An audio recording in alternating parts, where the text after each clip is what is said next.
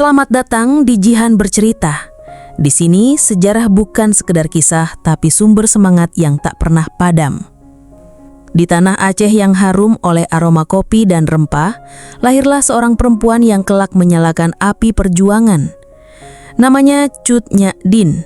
Lahir sekitar tahun 1848 di Lampadang, Aceh Besar, dari keluarga bangsawan dan ulama. Kehidupannya sejak kecil sudah ditempa oleh disiplin, ilmu agama, dan rasa hormat pada tanah kelahiran. Tapi tak ada yang tahu bahwa di balik kelembutannya tersimpan keberanian yang akan mengubah sejarah. Dalam kisah ini kita akan membongkar 5 keberanian Cut Nyak Dien yang jarang sekali dibicarakan. Episode ini dimulai dari masa mudanya saat keberanian pertama itu lahir, jauh sebelum namanya menjadi momok bagi pasukan Belanda. Aceh pada masa itu bukanlah tanah yang tenang. Dentuman meriam sesekali terdengar dari kejauhan, tanda peperangan antara rakyat Aceh dan Belanda sudah mulai mengusik batas-batas kota. Cut Nyak Dien tumbuh dalam suasana tegang itu, tapi ia tidak pernah memalingkan wajahnya dari kenyataan. Sejak remaja ia berlatih membaca peta, menghafal nama-nama kampung, dan mengerti jalur-jalur kecil di hutan. Semua itu bukan kebiasaan biasa bagi seorang gadis di zamannya. Itu adalah awal keberanian pertama, menyiapkan diri untuk perang bahkan sebelum perang benar-benar tiba di pintu rumahnya. Dia tahu bahwa menjadi perempuan bukan alasan untuk diam di belakang. Setiap pagi, ia membantu ibunya di dapur, lalu diam-diam ikut ayahnya mengamati para lelaki berlatih silat. Terkadang ia ikut memegang senjata kayu, mempelajari teknik menangkis dan menyerang. Banyak yang menertawakan, menganggapnya hanya main-main, tapi di balik senyum tenangnya, ia menyimpan tekad. Suatu saat, ia akan memimpin. Hari itu tiba lebih cepat dari yang ia bayangkan. Tahun 1873, Perang Aceh pecah besar-besaran. Suaminya, Tengku Cek Ibrahim Lamna, seorang pejuang Aceh, memutuskan berangkat ke medan tempur. Dengan mata berkaca-kaca, Cut Nyak Dien melepasnya, tapi ia tak sekedar menunggu. Ia ikut mengatur logistik, mempersiapkan makanan, dan menjadi penghubung pesan antara kampung dan garis depan.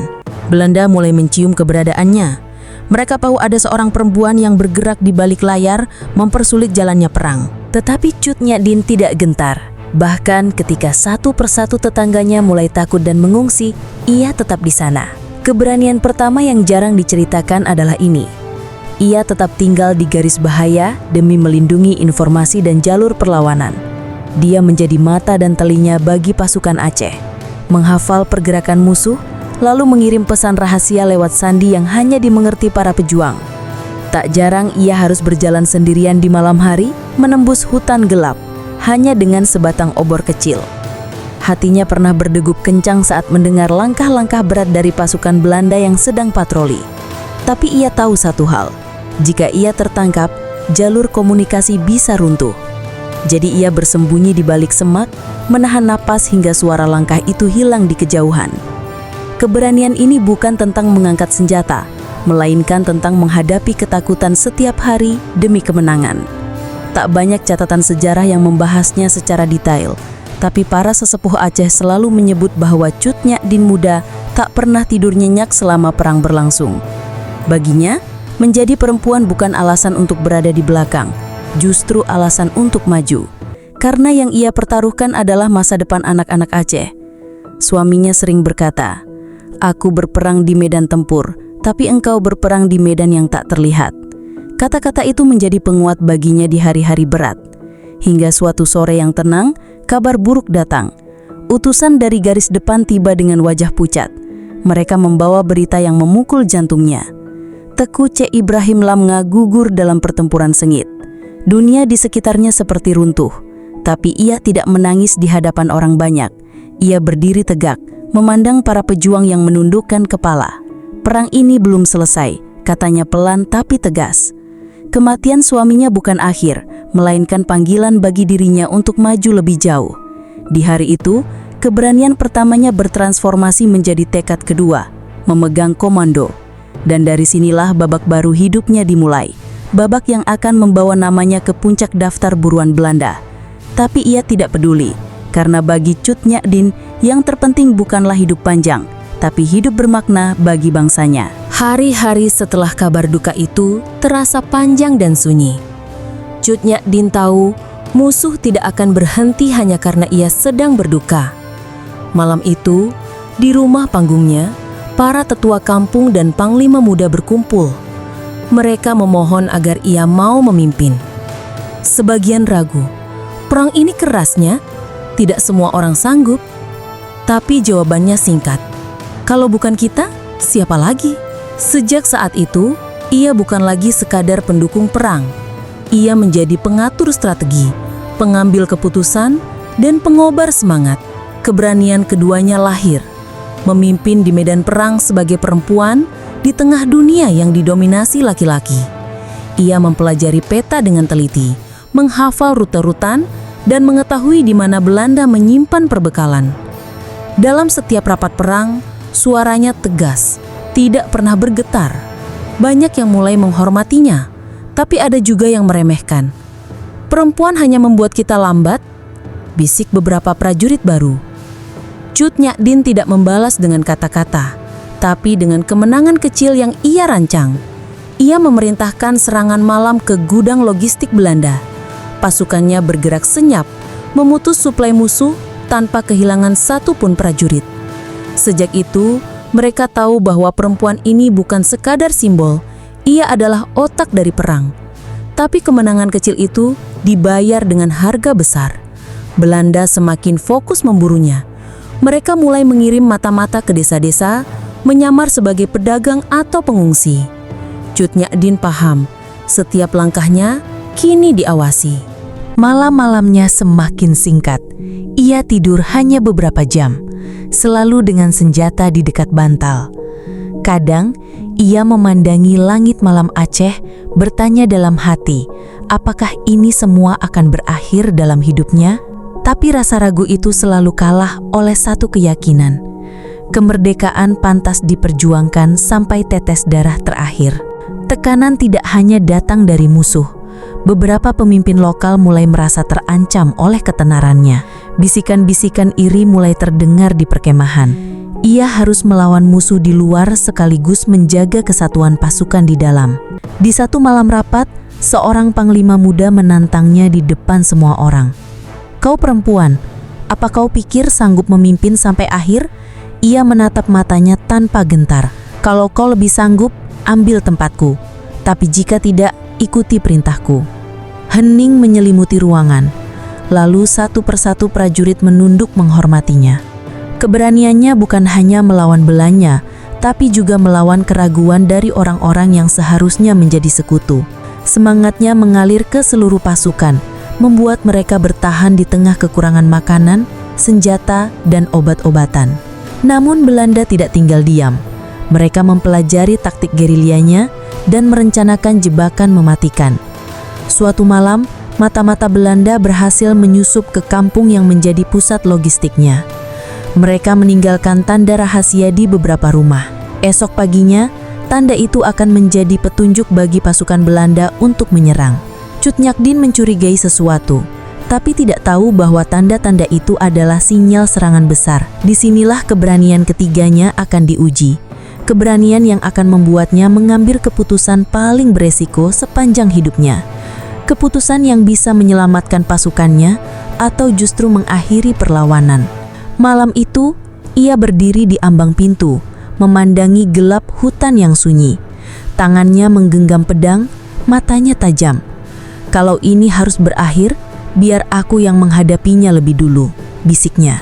Lalu ia melangkah ke kegelapan, menuju takdir yang belum ia ketahui. Fajar menyingsing dengan cahaya pucat di perbukitan Aceh. Cut Nyak Dien memanggil semua panglima ke rapat mendadak. Ia memerintahkan mereka untuk memindahkan logistik dan warga desa ke lokasi baru sebelum malam tiba.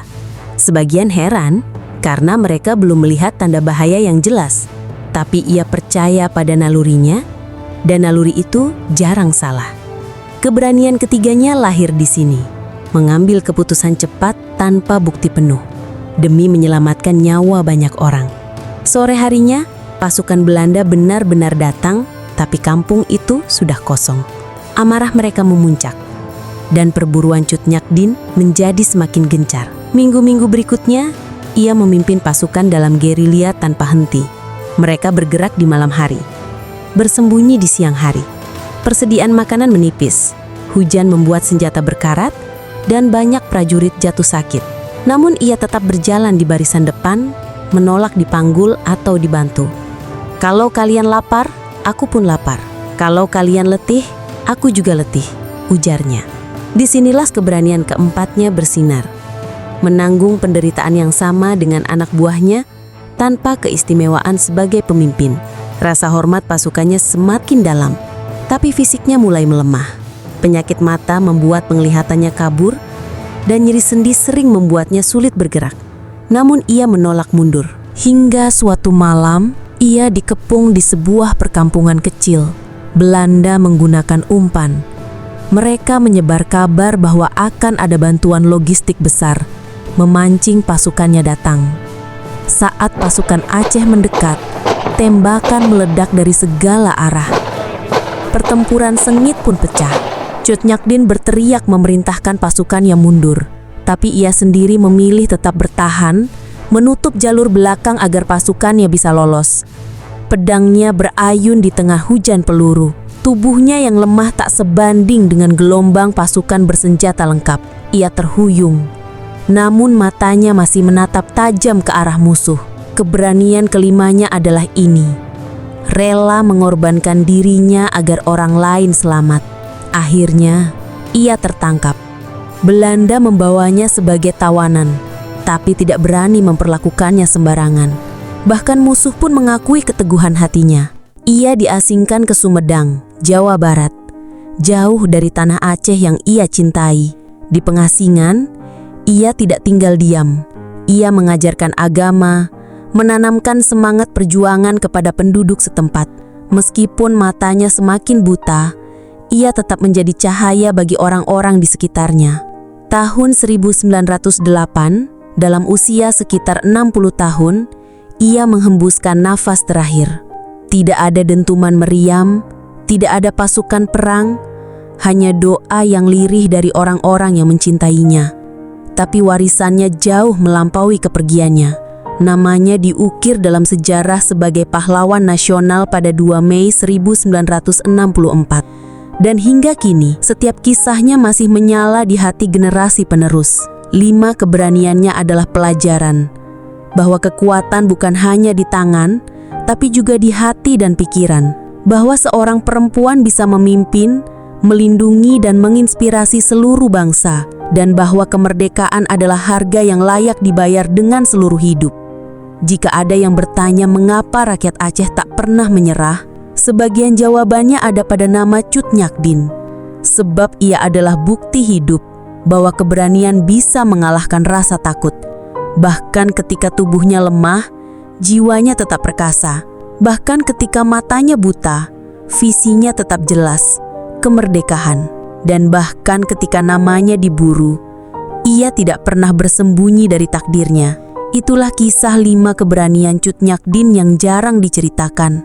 Kisah yang layak diingat, bukan hanya di buku sejarah, tapi di hati setiap anak bangsa. Karena selama kita mengingatnya, api perjuangan itu tidak akan padam.